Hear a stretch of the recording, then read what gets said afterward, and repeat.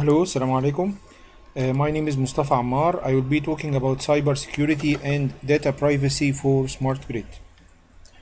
Our outline is first introduction to smart grid and the benefits of smart grid and shedding some light on protocols used in smart grid. We will be talking about attacking smart grid and how to attack and mention two incidents of attack to smart grid networks or to industrial control systems in general. And we will deduce together how to put the measures to secure smart grids.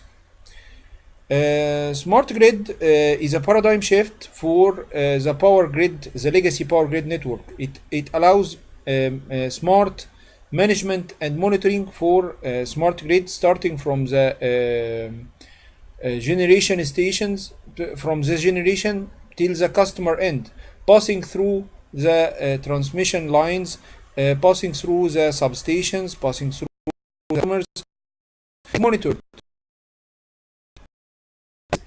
consumption at runtime. He can see now how much I'm consuming. He can even control his consumption to consume power at low pricing time, because pricing will be dynamic. It's a win-win solution for the customer and for the government. The customer will supposedly to pay less. No one will pass to take readings from him. Everything will be automatically. On the other hand, the government will reduce its consumption, will reduce fuel usage, and will provide better power grid. As we said, to control everything, we will have the supervisory control and data acquisition system. The SCADA system will be at the head end of the power grid, monitoring everything starting from generation, transmission, sub-transmission, having readings all the time for the voltage, current, phase. Everything about the network is monitored. We have smart metering, demand response, energy conservation, and distributed resources, allowing also other types of generation. We can integrate, for example, the normal generation with the gas generation, with the solar generation, wind turbines, as it is available. And all of these integrate. Customers can, instead of paying for electricity, can generate electricity and input to the network, and he can get benefit from, for example, solar cells he has at his house. And the government also will benefit, that it will reduce the fuel consumption and get a better environment for all of us. Final slide for the benefits, to make sure that we all love smart grid. Provide customer benefits, reduce peak demand, and accordingly we will reduce the greenhouse gas emissions because we will burn less fuel. Increase energy conservation, reduce operating expenses, increase utility worker safety, as we will be monitoring everything. So if anything need maintenance, we will send an alarm to one of the workforce to go and make the required maintenance at once. Improving grid resiliency and reliability. In general, to sum up, promoting economic growth and productivity through smart grid is very good. Some definitions, and we will get to the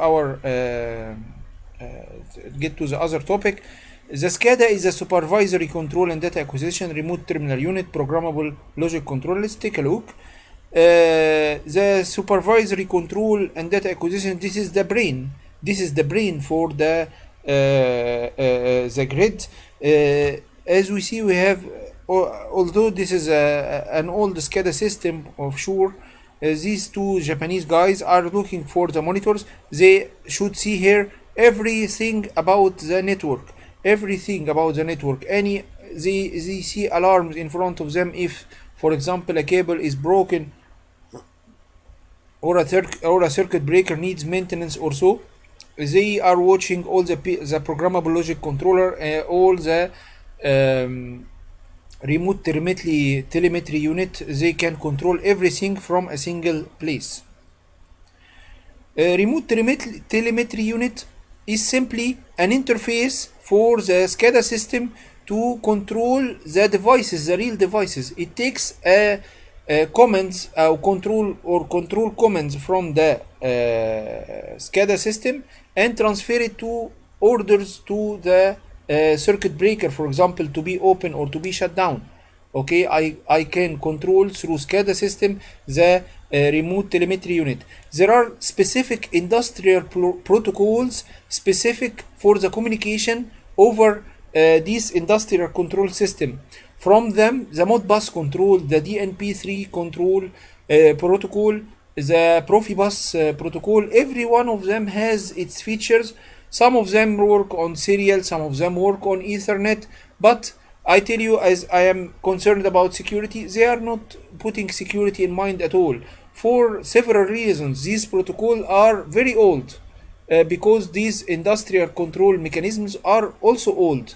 Okay, and any update to the protocol should be backward compatible with the old system. For example, to take a small example, the Modbus protocol does not allow authentication. What is the problem in this?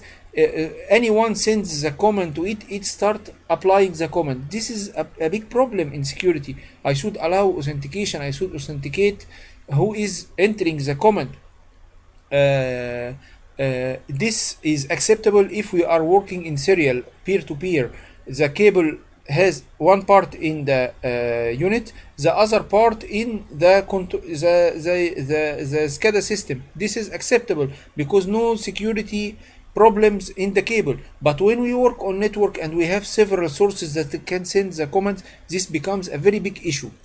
So this calls for research to provide more and more industrial control protocols that are heavyweight, because these devices are not very sophisticated, and moreover they are secure and compatible with Internet of Things design.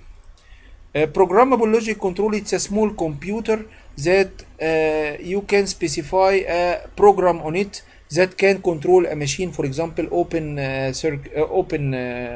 entering a specific volt. If the machine gets give you an input, you can trigger another algorithm defined in the PLC to run, etc. It's a small digital computer that can work independently or through the SCADA system. Regarding the communication protocols, we have several wide range of protocols working on smart grid, starting from the power line communication. While I was in the faculty, there was lots of problems. 15 years ago, there was lots of problems regarding the power line communication that was making it not very widely used. But currently, this problem seems to be solved as they are working on production products are relying on the power line communication. Of course, the Ethernet, the wireless LAN, Zigbee. Zigbee is the big brother for Bluetooth. It is a wireless technology having a wider range and suitable for working on, and also secure and suitable for working on Internet of Things Internet of Things devices. Also optical fiber, of course, and microwave. This is a powerful wireless tool but requires power and used if you require higher bandwidths. This is an example of communication through the smart grid. This is by the way, this is a typical vendor using this design. This vendor is Huawei. I took this from their engineer. They are relying in Egypt in power line communication meters. These power line communication meters send their data and their readings to the data controller unit. This data controller unit collects data from several meters. This data controller unit data concentrator unit, this data concentrator unit takes the input through power line communication from the meters and send it via wire, one of the wireless technologies, to the head-end system. The head-end system has a bigger database that collects data from thousands of meters, and there will be several head-end systems connected via fiber, okay, with very high bandwidth, okay, that collects all the customer data all over the country and sends them to the data center, where they can generate the prepayment method and meter data management and the CRM and the billing information. All the output of the smart grid and the benefits of the smart grid appears when you have lots of data. You can make forecasting, load forecasting, to deduce what will be the load next year, and if you need to build a new substation or not. This will be clear, and who are the main consumers for your electricity, and etc. The power line communication for the Huawei product use the medium band communication, okay, because in the narrow band there is a very high noise. This graph shows the noise in the frequency band. As we see in the medium band, the noise is decreased, so that's why they are using this band in the for communication, okay. This is a small graph to show you that the meter reading goes to the data concentrator unit. We have a 2 megabit per second for real-time data collection. I asked him, what if, as I am concerned about security, what if this meter has in his software a problem? And I mean by a problem, for example, someone finds a way to get inside the meter and change something. Well, how can I make the upgrade to the software? He told me that this is valid, and they do the software upgrade through the power line communication 2 megabit per second, and it is tested that they can upgrade about 20 meters per in 15 minutes. The software can be upgraded easily through the power line communication. So it appears that it shows that the power of the power line communication, the power of the power. Okay, very good. Okay. Finally, and the most benefit and the big benefit from smart grid appears in this slide. When we have data from several customers, we can see here who is the main consumer for your electricity and what is the peak hour, and you can make effort to decrease these peak hours to decrease your fuel consumption, and accordingly decrease the money paid and take this money to benefit from it in other projects, okay. This is the value of the Huawei power line communication. It is 100% remote data collection, real-time command execution, no need for cards or keypad on the device itself. Everything remotely done. You just pay on the internet, and the payment will be passed to the your meter at home, and very smooth, no need for cards, no need for anything. This is a small comparison between ZigBee, WiMAX, and Bluetooth. As we see, the main benefit from ZigBee is better than Bluetooth.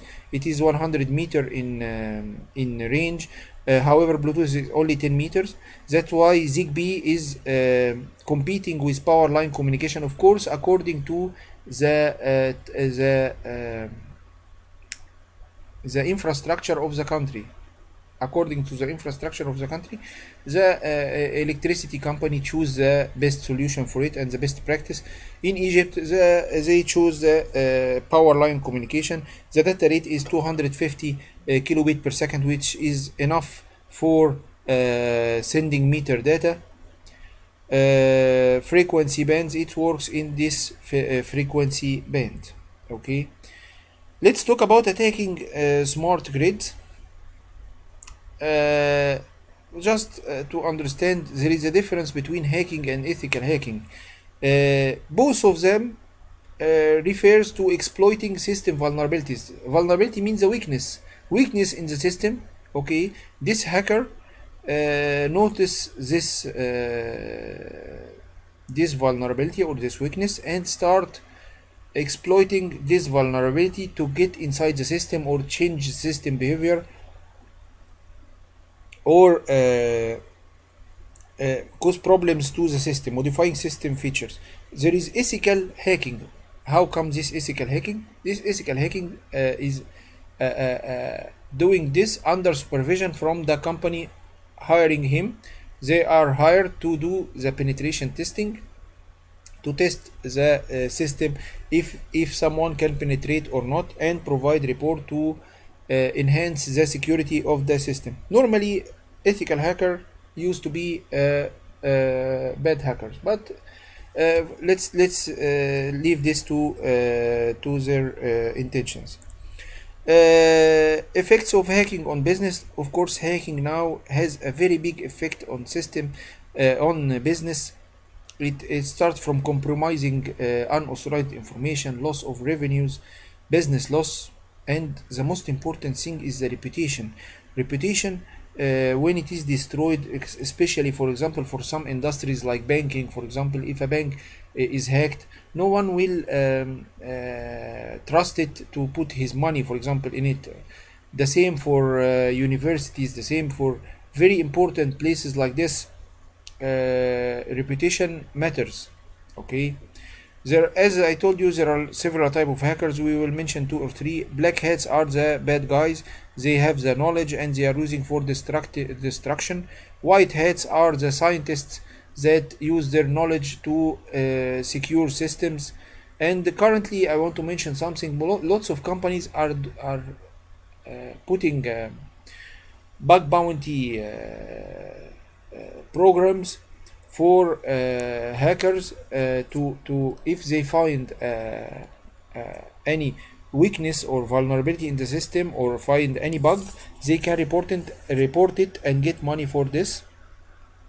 This money is directly proportional to the bug that they found. If they found a very big issue, for example, full access to the system, this bounty can be a very big number, because the companies are paying, because otherwise these hackers may sell it in the black market and it will be sold for a big amount of money. Okay. Of course, there are also the state-sponsored hackers. These are some nations and some countries have their army, as they have army for they have their normal troops. They have armies of hackers to attack other countries.